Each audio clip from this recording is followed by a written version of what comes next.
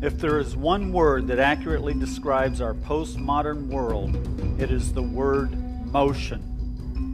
We are living in a time of unprecedented activity. People are rushing, people are moving, people are on the go, living their lives in ceaseless locomotion. Stand on any bustling street corner and witness the stress that is etched in people's faces. Lean over a freeway overpass and watch the endless rush of speeding cars, often driven by frustrated and even angry drivers. Park near an airport and observe the crowded planes bound for multiple worldwide destinations. Truly, the whole world is in a full-court press. And of course, the book of Daniel predicted this for the end times when it said, "Many shall run to and fro, and knowledge shall be increased." Americans have become, dare I say it, addicted to this fast-paced lifestyle. Indeed, television programming experts now say that in order to hold a viewer's attention, the scene must change on the screen every 3 seconds, or they'll become bored and change the channel. One of the unfortunate effects of such frantic living has been a high level of impatience in people's lives. Our daily decisions are affected, much more than most of us realize, by how quickly we can accomplish a given task. Ray Kroc was the first to capitalize on this new phenomenon when he opened a chain of fast food restaurants named McDonald's.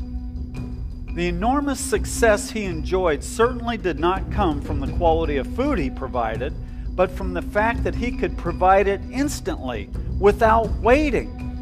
In our frenzied tempo of life, we want what we want now.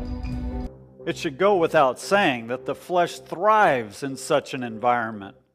Interestingly, 2 of the fruits of the Spirit cited in Galatians 5 are peace and patience. The writer of Hebrews simply wrote, "You have need of patience." Truer words have never been written for today's churchgoer. Ministers are not exempt from this carnal characteristic either. With overbooked schedules, ringing telephones, piles of mail to sort through, emails to answer, rushing from one appointment to the next, pastors today more closely resemble business entrepreneurs than shepherds of the flock. Imagine the devastating effect this has on their spiritual capacity to lead people into the presence of the Almighty. We would all do well to heed the warning of Corrie ten Boom. Beware of the barrenness of a busy life. Truth be told, we have lost the ability, even the desire, to quiet ourselves. No wonder the church, with all its programs, building projects, and endless round of activities, produces such meager and superficial fruit. In fact, it seems that the more ministries strive to accomplish, the less they produce anything of eternal value. Rather than waiting to hear the Lord's direction and calmly getting in the flow of what He is doing, too often ministry leaders attempt to accomplish their own agendas through their own hard work. To such an attitude, the prophet Haggai exclaimed, "You have sown much, but harvest little. You look for much, but behold, it comes to little."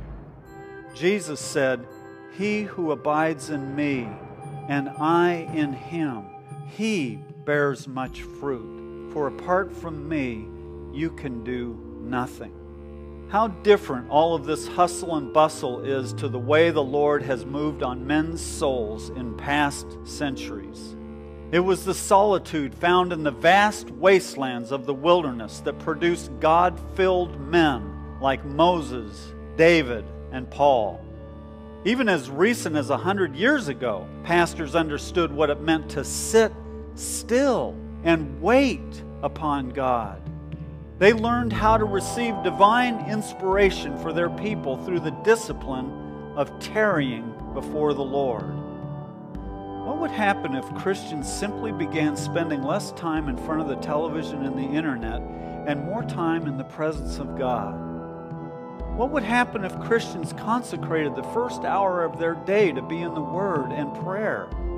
What could God do in them and through them? The truth is that a believer cannot have a meaningful connection with the Lord when his flesh is all in an uproar.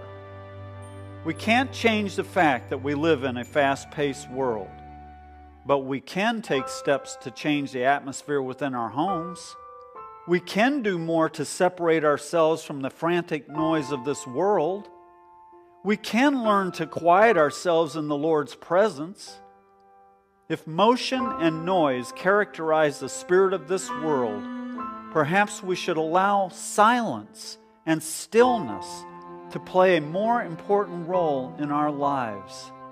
Perhaps then we would be better able to hear the voice of the Lord.